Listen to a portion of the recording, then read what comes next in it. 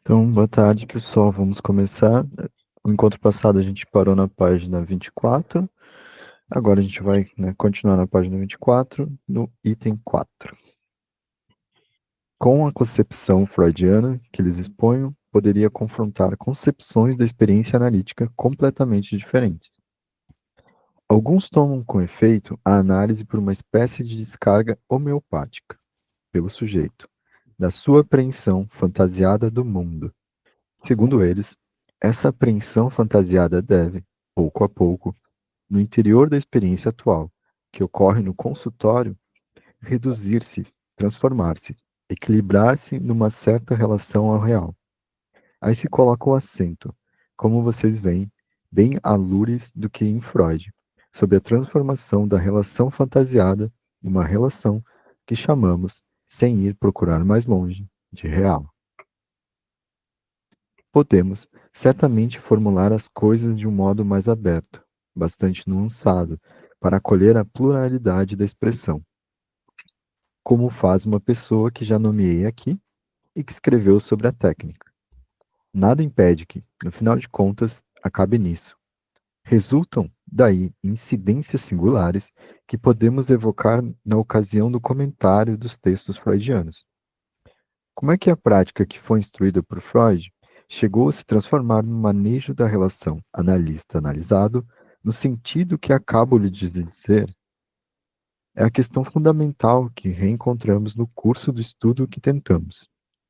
Essa transformação é devida à maneira pela qual foram acolhidas, adotadas, manejadas as noções que Freud introduziu no período imediatamente ulterior ao dos escritos técnicos, a saber, as três instâncias. Das três, a que ganhou primeira importância foi o ego. E é em torno da concepção do ego que gira, desde então, todo o desenvolvimento da técnica analítica. E é aí que é preciso situar a causa que todas as dificuldades que a elaboração teórica desse desenvolvimento prático coloca. É certo que há um mundo entre aquilo que fazemos efetivamente nessa espécie de antro onde um doente nos fala e onde, de tempos em tempos, lhe falamos, e a elaboração teórica que fazemos sobre isso. Mesmo em Freud, onde o afastamento é infinitamente mais reduzido, temos a impressão de que continua a haver uma distância. Não sou certamente o único a ter me colocado a questão. O que fazia Freud efetivamente? Bergman se coloca preto no branco esta questão e responde que dela não sabemos grande coisa, salvo o que o próprio Freud nos deixou ver quando, também ele, colocou preto no branco o fruto de certas experiências suas, em particular, suas 5 grandes psicanálises. Temos aí a melhor abertura a propósito da maneira pela qual Freud se comportava. Mas parece que os traços de sua experiência não podem ser reproduzidos na sua realidade concreta. Por uma razão muito simples, sobre a qual já insisti, a singularidade da experiência analítica em se tratando de Freud. Freud foi realmente aquele que abria essa via da experiência. Isso por si só lhe dava uma óptica absolutamente particular, que é demonstrado pelo seu diálogo com o paciente. O paciente não é para ele, sentimos isso todo o tempo, senão uma espécie de apoio, de questão, de controle no caso, na via em que ele, Freud, avança solitário. Daí o drama, no sentido próprio da palavra, da sua pesquisa. O drama que vai, em cada um dos casos que ele trouxe, até o fracasso. Essas vias que Freud abriu ao longo dessa experiência, ele as perseguiu durante toda a sua vida, atingindo enfim algo a que se poderia chamar uma terra prometida. Não se pode dizer, entretanto, que tenha entrado nela. Basta ler o que se pode considerar como seu testamento. Análise terminável e interminável para ver que, se ali havia algo de que teve consciência, é de que não tinha entrado na terra prometida. Este artigo não é uma leitura a se propor a qualquer um que saiba ler. Felizmente, não há tanta gente que sabe ler. Felizmente para quem, né? porque é difícil de assimilar, por pouco que sejamos analistas. Se não somos analistas, não nos importamos. Aqueles que se encontram em posição de seguir Freud, coloca-se a questão de como as vias que herdamos foram adotadas, recompreendidas e repensadas. Além disso, não podemos fazer de outra forma senão juntar o que traremos sob o título de uma crítica da técnica analítica. A técnica só pode valer na medida em que compreendemos onde está a questão fundamental para o analista que a adota. Bem, observamos inicialmente que ouvimos falar do ego como sendo o aliado do analista, e não somente o aliado, mas a única fonte de conhecimento. Só conhecemos o ego, escreve-se corretamente, Anna Freud, o Sr. Fenischen, quase todos os que escreveram sobre análise desde 1920 repetem: só nos endereçamos ao eu. Só temos comunicação com o eu. Tudo deve passar pelo eu. Por outro lado, ao contrário, todo o progresso dessa psicologia do eu pode se resumir nesses termos. O eu está estruturado exatamente como um sintoma. No interior do sujeito, não é senão um sintoma privilegiado. É o sintoma humano por excelência, é a doença mental do homem. Traduzir o eu analítico dessa maneira rápida, abreviada, é, no melhor dos casos, resumir o que resulta da leitura pura e simples do livro de Anna Freud, O Ego e os Mecanismos de Defesa. Vocês podem não estar chocados com o fato de que o eu se constrói, se situa no conjunto do sujeito, exatamente como um sintoma. Nada o diferencia disso. Não há nenhuma objeção a fazer essa demonstração particularmente fulgurante. Não menos fulgurante é o fato de que as coisas se acham num tal ponto de confusão que o catálogo dos mecanismos de defesa que constitui o eu é uma das listas mais heterogêneas que se possam conceber. A própria Ana Freud sublinha muito bem aproximar o recalque de noções com a volta do instinto contra o seu objeto, ou a inversão dos seus fins, é colocar, lado a lado, elementos que não são em nada homogêneos. No ponto em que ainda estamos, talvez, não possamos fazer coisa melhor aqui. Mas resta o fato de que podemos depreender a profunda ambiguidade da concepção que os analistas têm do ego, que seria tudo aquilo a que se acede, embora não seja, por outro lado, senão uma espécie de obstáculo, de ato falho, de lapso. No início dos seus capítulos, sobre a interpretação analítica, Penichon fala do ego, como todo o mundo, e tem a necessidade de dizer que desempenha um papel essencial de ser uma função por onde o sujeito aprende o sentido das palavras. Pois bem, desde a primeira linha, Penichon está no âmago do problema. É aí que está tudo. Trata-se de saber se o sentido do ego ultrapassa o eu. Se essa função é uma função do ego, todo o desenvolvimento que Fenichel dá em seguida é absolutamente incompreensível. E, aliás, ele não insiste. Digo que é um lapso, porque não é desenvolvido, que tudo o que ele desenvolve consiste em dizer o contrário, e o conduz a sustentar que, no final de contas, o id e o ego são exatamente a mesma coisa, o que não ajuda a elucidar as coisas.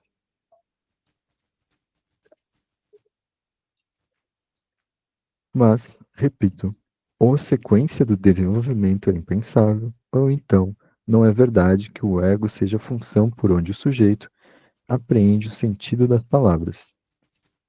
O que é o ego? Em que o sujeito estará lá, ele preso que é, afora o sentido das palavras, bem outra coisa. A linguagem como papel é formador, fundamental na sua história. A propósito dos escritos técnicos de Freud, teremos de nos colocar essas questões. Irão longe, com a única condição de que seja, inicialmente, em função da experiência de cada um de nós. Será necessário também, quando tentarmos nos comunicar entre nós A partir do estado atual da teoria e da técnica, que nos colocamos a questão de saber o que é que já estava implícito naquilo que Freud trazia. O que é que nele talvez já se orientasse em direção às fórmulas a que hoje somos levados na nossa prática? Que estreitamento há, talvez, na maneira pela qual somos levados a ver as coisas?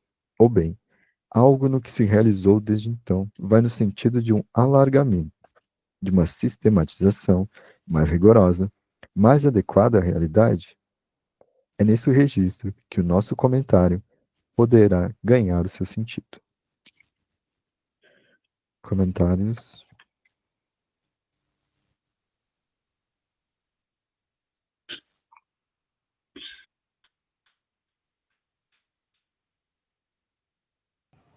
Eu fui pesquisar quem é o Fenichel, Boa.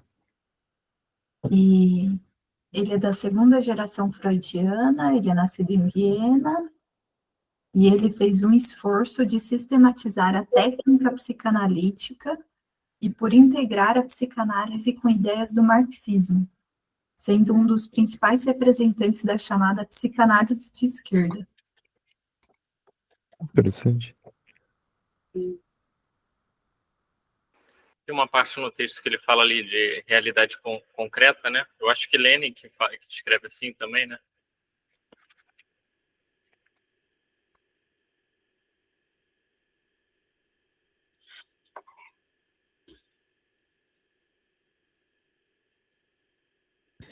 Boa tarde. A gente acabou de ler o nosso item 4, né? Então estamos na página 28 agora. E a Thaís trouxe uns elementos sobre um autor aqui que o Lacan está citando.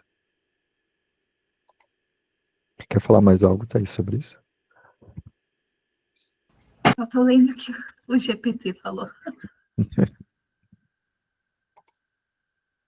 E o Jefferson também elencou uma parte do texto. Onde que estava essa, Jefferson?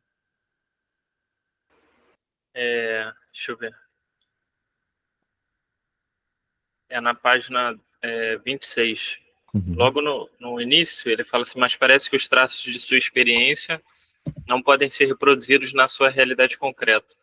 Eu até pesquisei, não é realidade concreta que o Lenin fala, mas ele fala análise concreta da realidade concreta. É só uma coisa, né? Ela falou desse outro psicanalista, né? Eu lembrei. Ele está falando aqui que ele testemunhou, ele estava vivo durante a Revolução Russa. Caramba.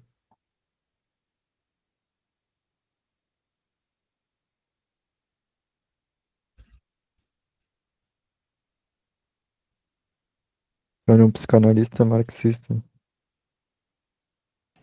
Ele está falando aqui que ele organizava boletins secretos para manter contato entre os psicanalistas marxistas espalhados pelo mundo, entre 1930 e 1940. O camarada Fenichel, né? É isso que eu ia falar. Como era o nome mesmo dele? Camarada, Fenichel, né? companheiro.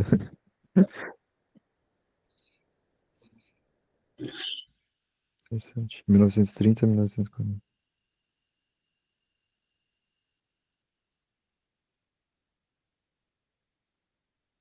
Mais algum ponto que vocês querem comentar desse item?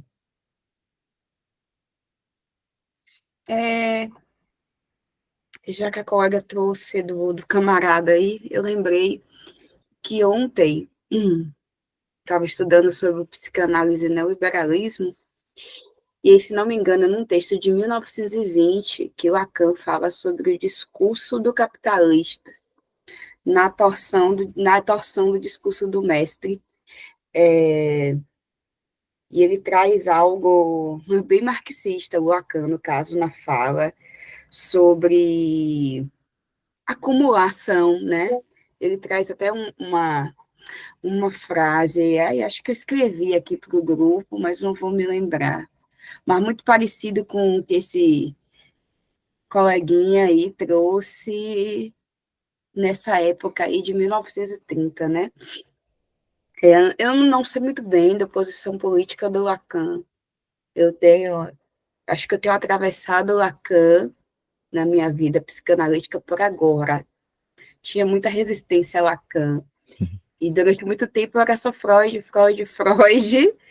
e aí aquela coisa, né? A gente não gosta de Lacan até começar a entender Lacan. Aí tem hora que toda hora vem Lacan na minha cabeça. Eu falo, não basta eu ter resistência. Agora ele toda hora quer se inscrever no meu imaginário simbólico, já que ele não estava se inscrevendo no real. Mas eu queria muito lembrar da frase, porque coadunava muito com o que a colega leu aí sobre o Fenichel. Mas quem sabe, né, isso desrecalca no decorrer da releitura. Certo. Podemos ir para o item 5, então? Então, página 28, item 5. Gostaria de dar a vocês uma ideia ainda mais precisa da maneira pela qual encaro esse seminário. Vocês viram, no fim das últimas aulas que lhes dei, o esboço de uma leitura de que se pode chamar o mito psicanalítico. Essa leitura vai no sentido não tanto de criticá-lo, quanto de medir a amplitude da realidade com a qual ele se afronta, e à qual dá a sua resposta mítica. Bem, o problema é mais limitado, mas muito mais urgente, quando se trata da técnica. Com efeito, é sobre a crítica da nossa própria disciplina que fica o exame, que temos a fazer, de tudo o que é da ordem da nossa técnica. Se é preciso distinguir os atos e os comportamentos sujeitos daquilo que sobre isso ele vem nos dizer na sessão, direi que os nossos comportamentos concretos na sessão analítica estão igualmente distantes da elaboração teórica que fazemos sobre eles. Mas aí está apenas uma primeira verdade, que só tem o seu alcance na medida em que ela se inverte, e quer dizer, ao mesmo tempo, tão próximos. O absurdo fundamental do comportamento interhumano só é compreensível em função desse sistema, como denominou, de forma feliz, Melanie Klein, sem eu saber o que dizia, como de hábito, que se chama o eu humano, a saber, essa série de defesas, de denegações, de negações, de barragens, de inibições e de fantasias fundamentais, que orientam e dirigem o sujeito. Bem, nossa concepção teórica da nossa técnica, mesmo que não coincida exatamente com o que fazemos, nem por isso estrutura, motiva menos a menor das nossas intervenções junto dos ditos dos pacientes.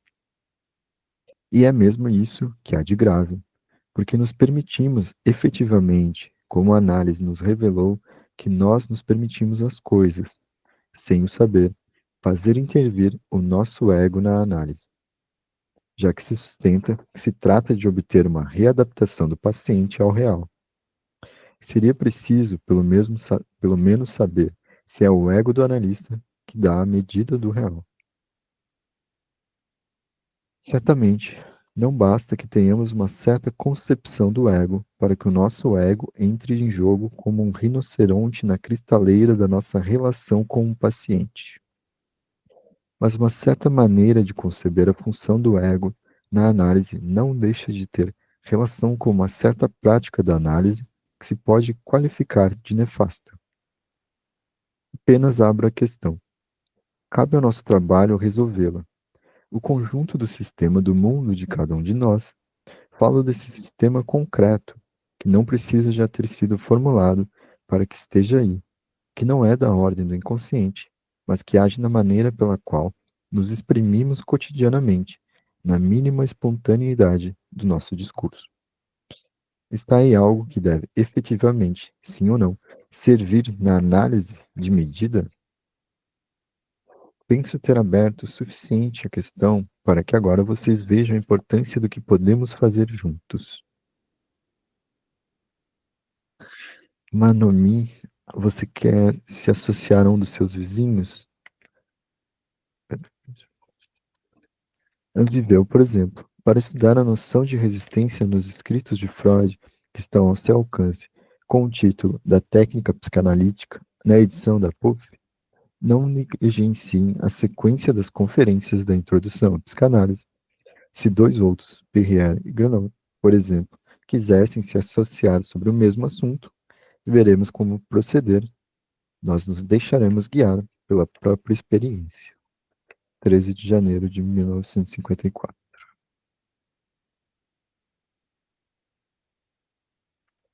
Um comentário?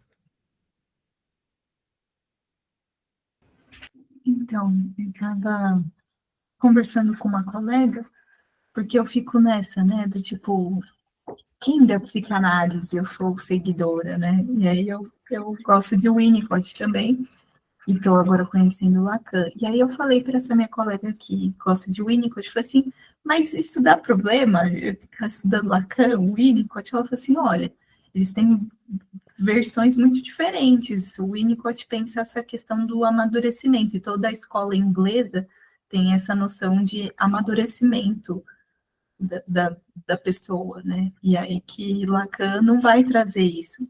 E eu acho que essa questão da concepção do eu, né, a importância do eu, me parece que é algo que entra aí nesse sentido, assim, né? A construção do eu.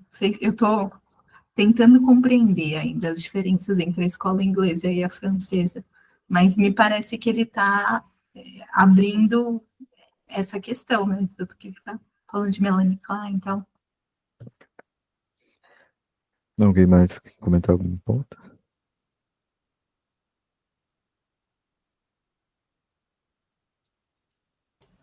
Eu tenho essa dificuldade também. Eu percebo muito o imperativo da linguagem se pautar na minha clínica, e aí eu pergunto à minha supervisora, isso são traços do lacanês? E aí uma coisa que eu percebi muito em mim essa semana é sobre questões urgentes que pairam na clínica e que muitas vezes um analisante te procura repetidas vezes, né, fora do set analítico. A gente hoje tem, né, o digital, o WhatsApp comercial. E aquilo se repete, como fazer o corte. E aí eu fui pegar várias bases para ler, porque eu tinha reunião bem espaçada depois desse episódio. E aí o Winnicott, tanto o Winnicott como o Ferenczi, eles falam da extensão do setting analítico, de como se estender, por quê e para quê e os métodos. Mas se a gente for para o território freud-lacaniano, isso vai ser muito fechado. O analista vai dizer, te vejo na semana que vem e a gente vai elaborar sobre isso aí. Mas eu penso que numa prática clínica onde existe um analisante com um problema grave de saúde, com vulnerabilidade sociocultural, financeira e ideação suicida, como é que eu vou deixar para falar na próxima sessão? E aí eu fico pensando nesse sentido como é que o Lacan se faz presente nisso, quando ele diz que o analista, ele precisa, eu vou até ler a frase dele, porque essa daqui eu consegui escrever, está aqui, a frase do Lacan que diz, deve renunciar à prática da psicanálise, todo analista que não consegue alcançar em seu horizonte a subjetividade de sua época. E aí eu escrevi, né, logo após ler essa frase. Isso nos convida a pensar sobre questões sociais, sofrimentos e organizações que nos cercam e invadem a nossa clínica. Então, eu penso muito nisso. Será que Lacan hoje pensaria que a gente precisa se posturar? Eu sou freudiano, lacaniano, winnicottiana, ou eu estou à altura do meu tempo, da subjetividade que apresenta diante de mim? Não é que eu não queira tomar partido e que eu não queira uma posição. Eu, no início de tudo, eu lia muito Jung, e eu gosto muito do Jung até hoje. Eu não falo muito isso no território freudo-lacaniano, não. Inclusive, eu estou em território lacaniano e estou aqui, ó, pendendo para a proteção dos meus maracás. Mas eu penso assim, eu falo muito com meus colegas, eu trago Jung para a minha vida no geral. Eu gosto muito, eu me contemplo com a literatura dele, com a escrita dele, acho ele complexo, denso e cheio de elementos. Eu também sou uma pessoa bem conversadeira, bem escritora e cheia de elementos. Mas, na clínica, eu tendo a usar a técnica freudo-lacaniana, porque faz a contenção, inclusive, de mim mesma e do tempo que precisa ser estabelecido, que é o tempo do sujeito. Mas eu me pergunto, e pergunto a vocês hoje, será que o Lacan hoje, mesmo, né, escrevendo todos os seus 11 seminários, que foi escrito, inclusive, os seminários do Lacan são escritos numa prática, é como se fosse uma avaliação do Lacan ao analista dele, se não me engano. É uma resposta a uma atividade dele. Não é um livro que tinha, porventura, ser teórico e passar para outros, né? Mas acabou sendo e é base para a gente até hoje. Mas eu fico imaginando se o Lacan hoje, né, defenderia essa postura lacaniana, né, escola freudiana, escola lacaniana, winnicottiana, kleiniana, enfim, não sei. Eu não sei se isso sustentaria a subjetividade do nosso tempo. Queria falar até isso. Religiões, né? Religiões que não conversam entre si, né? Isso. Uma crença que é pecado falar da outra, né? Não invoque esse Deus, por favor, aqui, essa divindade não entra. Isso aqui não é, nem é divindade. Eu acho delicado. Mas eu estou sempre me arriscando, estou sempre falando do Jung de vez em quando por aí, mas enfim, mas eu ratifico. Não levo nenhum elemento do Jung para minha clínica, até porque eu nem entendo todos os elementos do Jung. Eu achei muita coisa para o meu barco, mas não vou dizer que é uma leitura que não faz parte da minha vida. Sobre esses pontos que tu está trazendo, né, pontuando mais agora, Ana Paula, eu acho interessante, né, tem surgido outras psicanálises, né, por exemplo, psicanálise brasileira, psicanálise periférica, e tem outras coisas que vão sendo faladas, e sempre é rechaçado como algo do exótico, que não é uma psicanálise, porque é uma psicanálise, três pontinhos, algo. Então não é uma psicanálise. Então, tipo, se identificar, eu sou um psicanalista brasileiro, sou um psicanalista lacaniano, né, isso, né, o psicanalista lacaniano pode ser dito. Agora, um psicanalista, qualquer outra coisa, não. Então tem uma pureza que só serve para algo que é externo ao que eles já fazem, né? Então, é algo que eu fico pensando também. Se autodenominar lacaniano também não seria uma forma de exotizar a psicanálise. Agora, voltando para a Thaís, que ela comentou que ela achou legal, de o Lacan tá falando da Melanie Klein, tá falando da escola inglesa, só que ele tá falando da Melanie Klein, mas olha bem o que ele falou. Como o denominou de forma feliz Melanie Klein, sem Sim, saber o que dizia, como de apto. Então é uma crítica. E esse ela, trecho me pegou também. Acabei não comentando. Recalquei esse trecho. ela, E tem muitas críticas também, né, a Melanie Klein, tanto a Melanie Klein quanto a própria Ana Freud, que o que elas faziam, e isso muito em confluência ao que você trouxe agora, Joel, sobre como nos colocamos, né, psicanalista brasileiro, decolonial, racializado, enfim. E sair, aí eu já ouvi e já li muito a respeito disso. Isso aí que você está fazendo é tudo menos psicanálise. Vai para a história, vai para a sociologia, vai para a filosofia, porque lá você tem espaço para isso. Na psicanálise não há espaço para isso, mas o próprio Lacan, olha como ele se direciona, né, a Melanie Klein. E aí, quando eu vejo muita gente falar da Ana Freud e também da Melanie Klein, elas são ótimas para falar de desenvolvimento humano. Não é à toa que são ótimos nomes para a pedagogia. Né, se nomeiam muito dessa forma, né, a Melanie Klein e a Ana Freud como excelentes nomes para a pedagogia. Quando eu falo, elas são excelentes nomes para a pedagogia, automaticamente eu digo, não servem para psicanálise. Fica muito isso, né, subentendido para mim.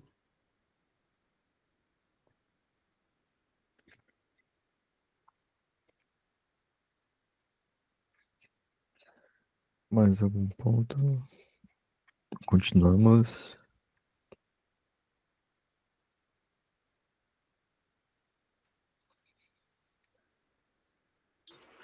Só uma coisa que eu pensei, rapidinho, eu não lembro agora em que ponto que eu pensei isso do que vocês falaram, mas em relação a tipo assim, essa discussão, né?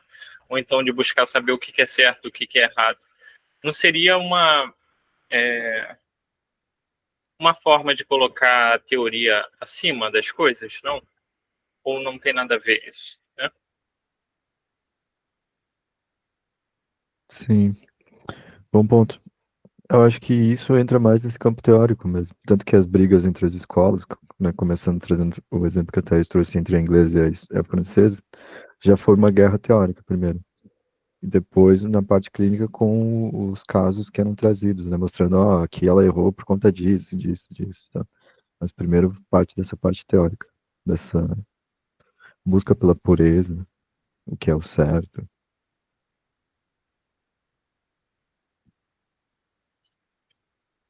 A ponto de tu poder dizer que a pessoa não sabia o que estava falando, como um hábito. É, é verdade. Acabou que, né, eu acho que não tenho esse olhar que elas trouxeram aqui, isso passou mais despercebido. É lógico que eu vi isso, né, mas acho que a forma que eu estou lendo aqui é como se fosse só questionar tudo. E aí não ter nenhuma lei, né, não ficar estabelecido uma coisa assim, uma regra, né, mais dessa ordem da experiência, né. Uhum.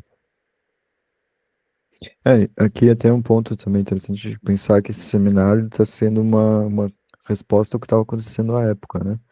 Então tinha muito a psicologia do ego estava em alta, então ele vai construir isso, né, na cabeça dele, e a gente entende que algumas coisas também fariam sentido mesmo, que era isso, né? Tipo, as pessoas estavam se afastando do que Freud tinha construído. Por isso que ele faz esse retorno a Freud, né? Em que agora tem outras pessoas também fazendo um retorno a Freud a partir de outras leituras, né? Que é um ponto interessante se pensar. Ah, então, agora a página 31. As primeiras intervenções sobre a questão da resistência. A análise pela primeira vez, a materialidade do discurso, a análise da análise e a megalomania de Freud. Então, item 1. Após a exposição de Manomi, podemos agradecer muito a Manomi, que acaba de fazer a abertura mais feliz para a retomada do diálogo do seminário. Contudo, a sua tendência é nitidamente fenomenológica, e não penso que a solução seja inteiramente da forma que ela nos deixa entrever. Eles mesmos sentiu isso, mas é bom ter colocado a questão como o fez, falando de um mecanismo interpessoal, embora a palavra mecanismo seja, no caso, apenas aproximativa. Item 2. A interrupção durante a exposição do Dr. Anziel, Freud explica a propósito que Lucier, ele recorria à pressão das mãos quando só obtinha uma hipnose incompleta, e diz em seguida ter cessado de se preocupar com esse assunto e ter mesmo renunciado a obter o sujeito, segundo o método clássico, a resposta para a questão: você dorme? Porque tinha o desgosto de ouvir responder, mas não durmo absolutamente. O que o colocava numa situação muito embaraçosa. Ele explica, de um modo ingênuo e encantador, que era levado a persuadir o sujeito de que não falava do mesmo sono que aquele a propósito do qual o outro dava sua resposta, e que esse devia estar assim mesmo um pouco adormecido. Nos confins da mais perfeita ambiguidade, diz muito nitidamente que tudo aquilo o colocava num grande embaraço, de que só se livrou no dia em que não se preocupou mais, mas manteve a pressão das mãos, seja sobre a testa, seja de cada lado da cabeça, e convidava ao mesmo tempo o paciente a se concentrar sobre a causa do sintoma. Era um estado intermediário entre o diálogo e a hipnose. Os sintomas eram tratados um a um, em si mesmo, afrontados diretamente como problemas propostos, sob as mãos de Freud. O paciente era assegurado de que as lembranças que iam se apresentar eram as que estavam em causa, e que só tinha de se fiar nisso. E Freud acrescentava o detalhe de que seria no momento em que levantasse suas mãos, mímica do levantamento da barreira, que o paciente se tornaria perfeitamente consciente. E só teria de tomar o que se apresentasse ao seu espírito para estar certo de segurar o bom fio da meada. É bastante notável que esse método se tenha mostrado, para o caso que Freud nos traz, perfeitamente eficaz. Com efeito, o caso de Lucier, tão bonito, foi inteiramente resolvido e com uma facilidade que tem a beleza das obras dos primitivos.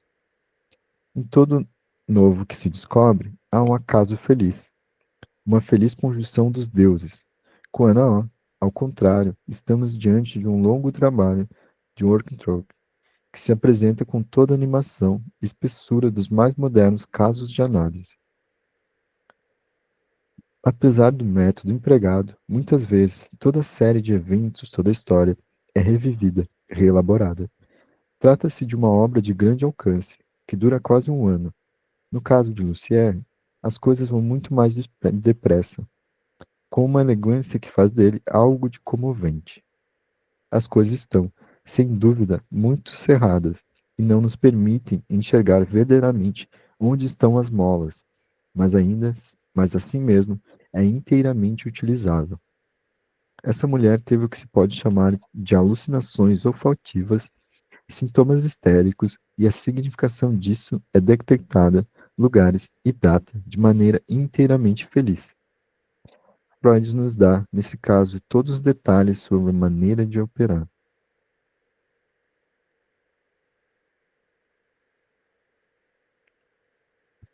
Um ponto.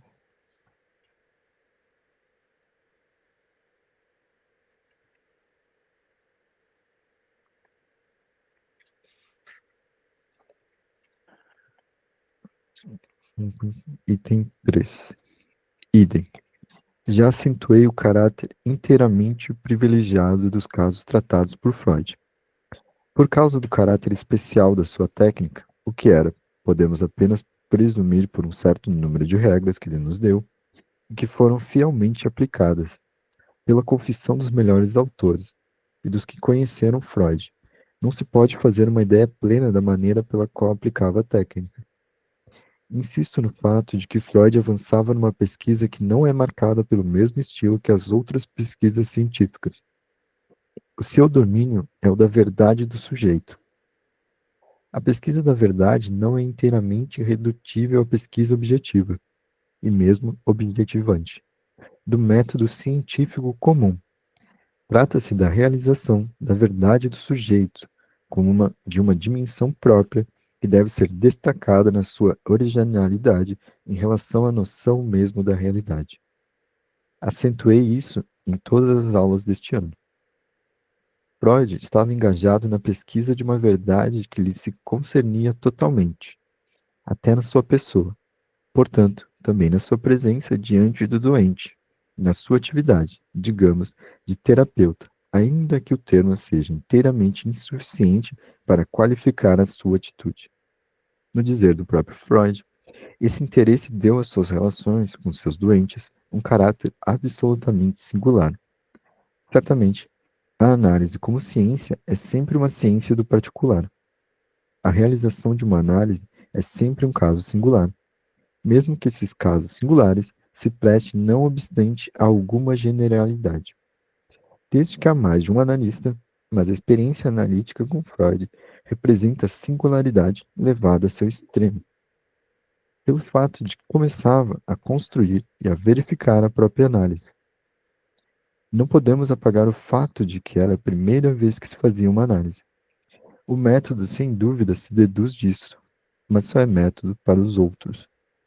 Freud não aplicava um método. Se negligenciássemos o caráter único, inaugural, do seu procedimento, cometeríamos uma falta grave. A análise é uma experiência do particular. A experiência verdadeiramente original desse particular assume, pois, um valor ainda mais singular. Se não sublinharmos a diferença que há entre essa primeira vez e tudo o que veio a seguir, nós que nos interessamos, não tanto pela essa verdade, quanto pela constituição das vias de acesso a essa verdade, não poderemos nunca aprender o sentido que é preciso dar a certas frases, certos textos que emergem na obra de Freud, e que tomam em seguida, em outros contextos, um sentido bem diferente, ainda que se pudesse considerá-los como calcados um sobre o outro. O interesse desses comentários de textos freudianos é permitir-nos seguir em detalhes a questões que, vocês vão ver, vocês estão vendo hoje, são de uma importância considerável. Elas são numerosas e insidiosas, e para falar propriamente, o tipo mesmo de questão que não há quem não se preocupe em evitar, para se fiar a uma ladainha numa fórmula esquemática, abreviada e imagada. Tem uma nota de rodapé, deixa eu ver o que é.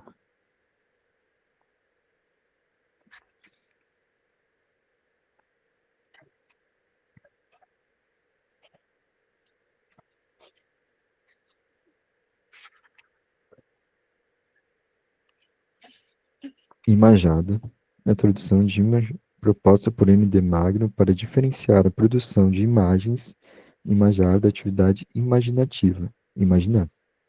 Vide Magno, M. D., Senso contra Senso, da obra de arte. 1976, em Lugar 9, Rio de Janeiro, Tempo Brasileiro. 1977, página 43.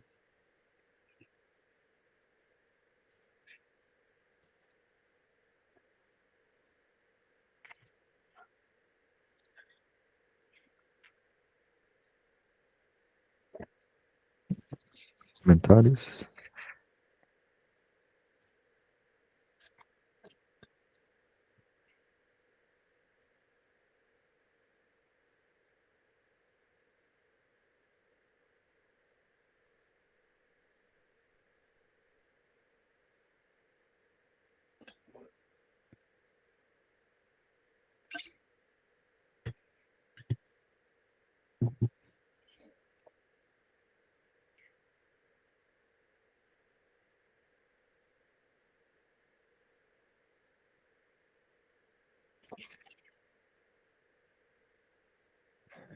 Avançamos para o item 4.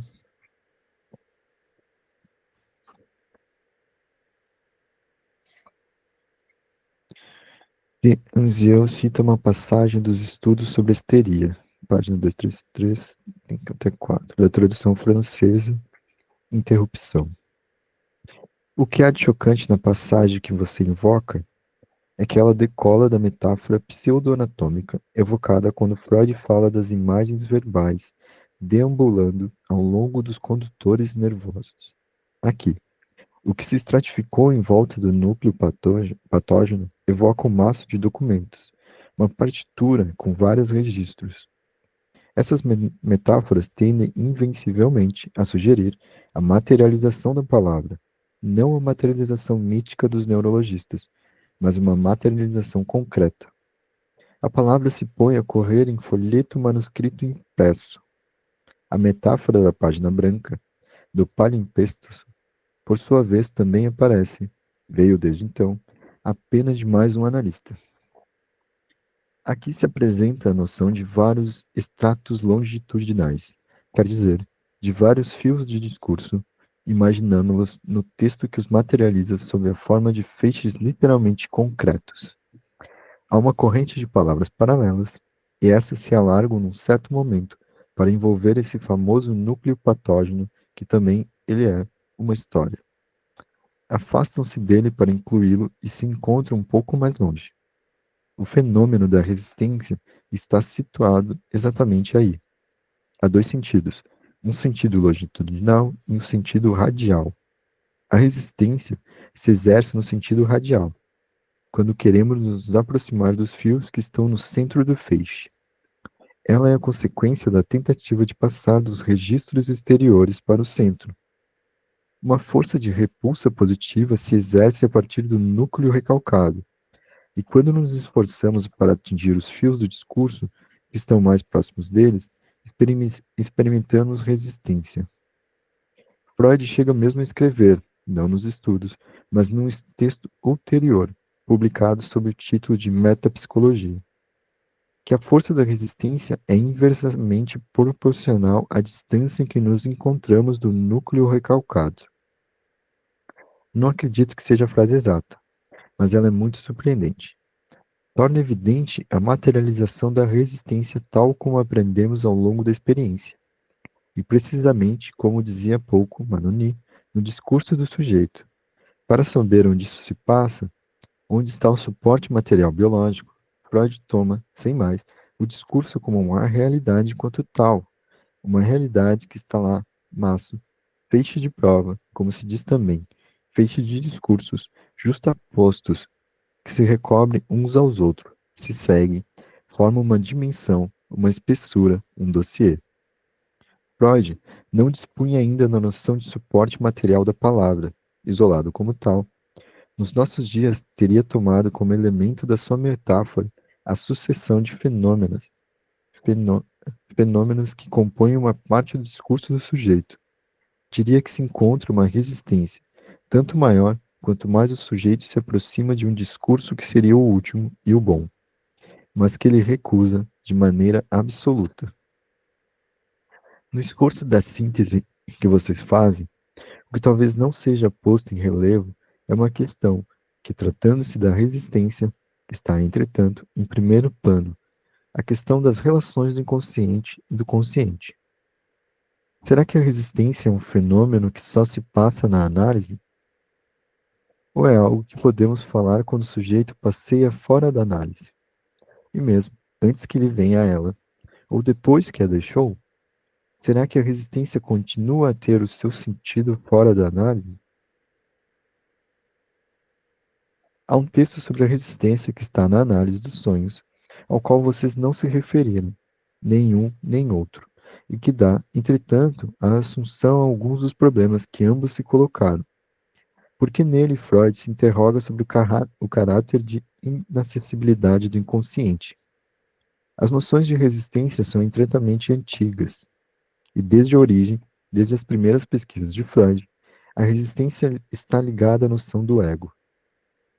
Mas quando lemos no texto de estudo certas frases surpreendentes onde se trata não somente do ego como tal, mas do ego como representando a massa ideacional, apercebemos-nos que a noção de ego já deixa pressentir, em Freud, todos os problemas que ela nos põe agora.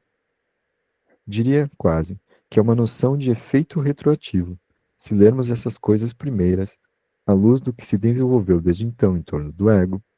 Parece mesmo que as mais recentes formulações mascaram mais do que colocam em evidência. Vocês não podem deixar de ver nessa forma a massa ideacional, algo que se avizinha singularmente da fórmula que pude lhes dar, isto é, que a contratransferência nada mais é do que a função do ego do analista, o que chamei a soma dos preconceitos do analista. Do mesmo modo, encontramos no paciente toda uma organização de certezas, de crenças, de coordenadas, de referências que constitui, para falar, propriamente o que Freud chamava, desde a origem, um sistema ideacional, o que podemos de maneira abreviada chamar aqui o sistema. E será que a resistência vem unicamente daí? Quando, no limite desse domínio da palavra, que é justamente a massa ideacional do eu, representava para vocês a soma do silêncio, após o qual uma outra palavra reaparece. Aquela que se trata de reconquistar no inconsciente, por ser a parte do sujeito separado da sua história, estará aí a resistência? Será sim, ou não, pura e simplesmente a organização do eu, que, enquanto tal, constitui a resistência? Será isso que cria a dificuldade do acesso ao conteúdo do inconsciente no sentido radial?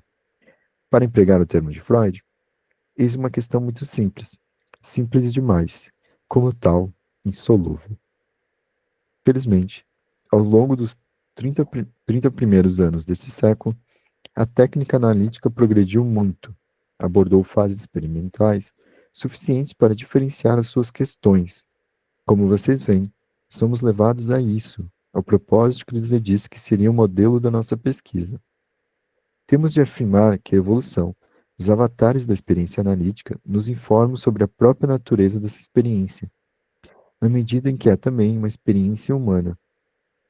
Mascarada para si mesmo, aí se aplica a própria análise. O esquema que ela nos ensinou, finalmente, não seria ela um desvio para aceder ao inconsciente? É também levar ao segundo grau o problema que nos é colocado pela neurose. Aqui só faço afirmá-lo. Vocês verão isso demonstrar ao mesmo tempo que nosso exame. O que é que eu quero? Se não sair desse verdadeiro impasse mental e prático, a qual chega atualmente a análise. Vocês veem que vou longe na formulação do que digo. Importa submeter a própria análise ao esquema operacional que ela nos ensinou e que consiste em ler, nas diferentes fases da sua elaboração teórica técnica, o modo de ir mais adiante na reconquista da realidade autêntica do inconsciente pelo sujeito. Esse método nos fará ultrapassar de muito o simples catálogo formal de procedimentos ou de categorias conceptuais. A retomada da análise no exame analítico é um procedimento que revelará a sua fecundidade, a propósito da técnica, como já o revelou a propósito dos textos clínicos de Freud.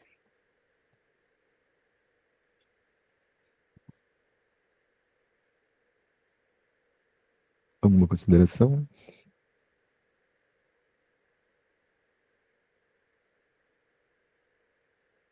Pode falar, Gina. Eu fiquei pensando na pergunta que ele coloca ali, será que a resistência só se dá em ambiente de análise, né? Fiquei pensando muito. O resto do texto foi só... Se perdeu.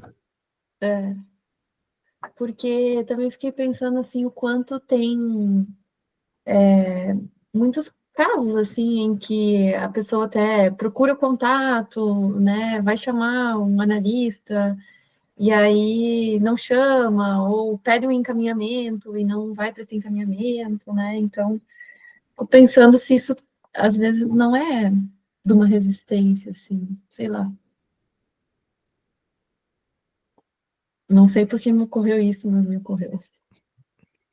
Um bom ponto. Mas essa resistência que tu traz pode ser mais a questão cultural também, né? Tipo, quem é que quer fazer análise? Análise é pra louco, né? Ou, tipo, atendimento, terapia e tal. Com a pandemia se perdeu um pouco esse conceito, mas ainda é o conceito mestre, né? Sim, também. Também que é uma coisa que é estranha, né? Imagina, eu vou encontrar com uma pessoa estranha, não conhece nada da minha vida, eu vou falar da minha vida pra ela, e ainda tenho que pagar pra ela não dizer nada.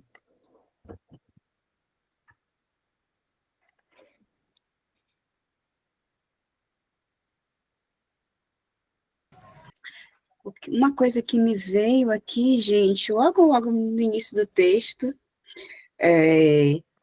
que a gente falou nesses itens, né? A gente não, né? Que a gente leu do Lacan, nesses itens que se apresentam agora, uma questão que se repetiu, que ele fala assim, do ego, eu até anotei aqui, o ego do analista, que dá a medida, que se dá a medida do real. Aí eu fiquei pensando, o que seria o ego do analista? O que seria esse real? Seria o limite da nossa experiência? Seria o real no sentido da prática psicanalítica? Seria o real no sentido da sociedade que estamos inseridos? E em que medida esse ego do analista, né? Não é nem que medida é o que ele fala, mas no que consiste mesmo o ego desse analista. E pensando a respeito, queria saber se essa terminologia também tocou vocês.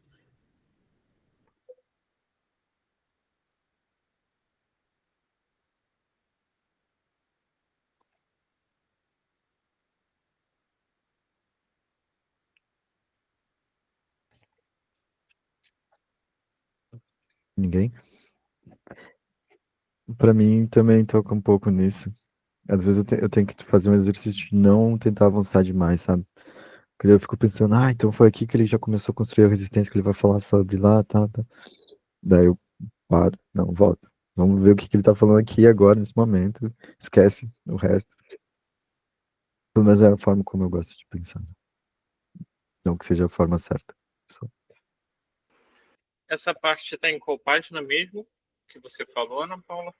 Eu lembro, mas não estou achando. Eu vou pegar aqui para te passar.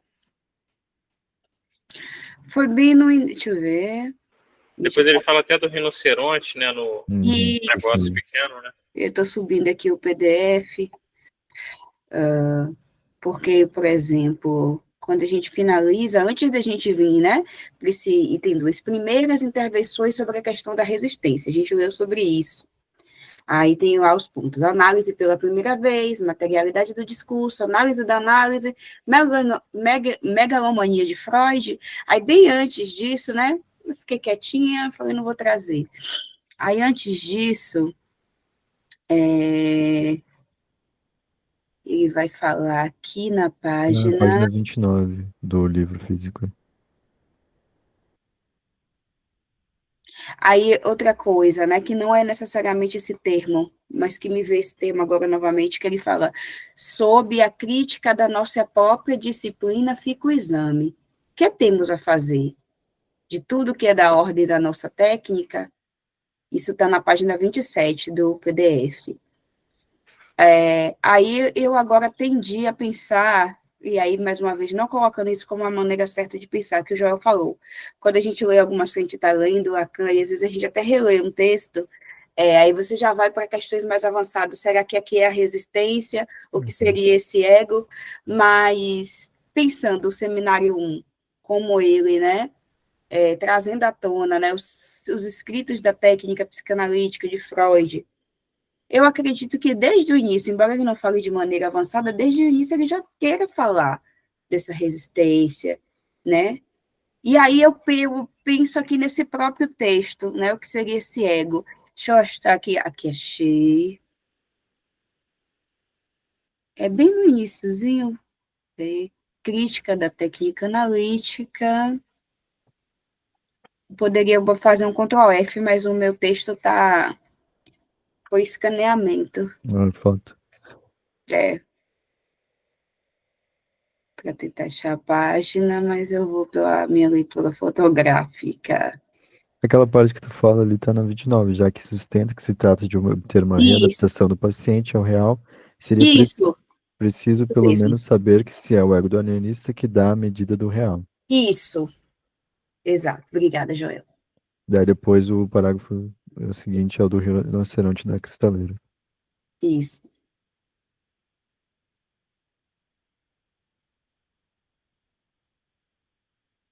Mas, enfim, são só, não tenho nenhuma ponderação, não, foi só uma inquietação que veio à minha mente, né? O que ele quis dizer quando ele traz esse termo, né? O ego do analista, o que seria esse ego? Vai ficar aqui como pontuação, como pergunta mesmo, que a gente não tem a obrigação de dar resposta, e eu não vou dar resposta nenhuma ao Lacan agora. Eu acho que no final, de certa forma, ele fala um pouco sobre estilo, né? Quando ele fala ali, apenas abro a questão, né? Cabe ao nosso trabalho resolvê-la. E aí, lá para baixo, quer dizer, ali para baixo, né?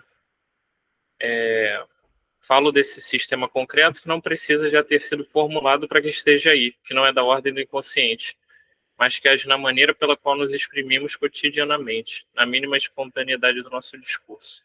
Está aí algo que deve efetivamente, sim ou não, servir na análise de medida, ou não tem muito a ver o que eu pensei agora?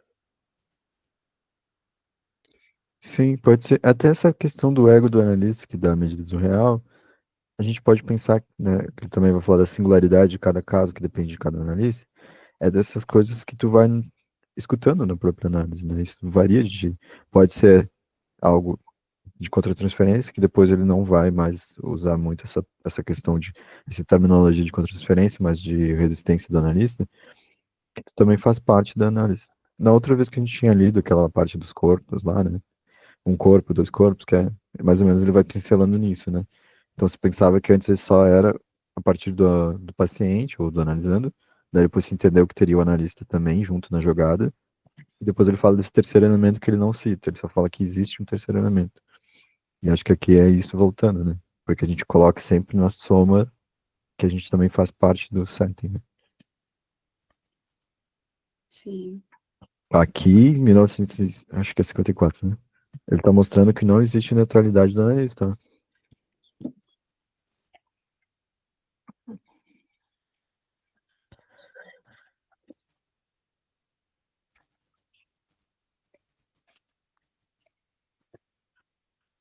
Mais algum ponto, pessoal?